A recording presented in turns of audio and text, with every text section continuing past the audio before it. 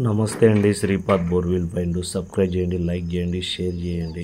ఈరోజు వచ్చేసి మనము పాత బోరు ఇంతకుముందు 10 స్ప్రింక్లర్లు పోసేది, ఇప్పుడు పోయట్లేదు పక్కల బోరు వేయడం వల్ల. అందుకని మనం రీసర్వే చేస్తున్నాం. జై జవాన్ జై కిసాన్.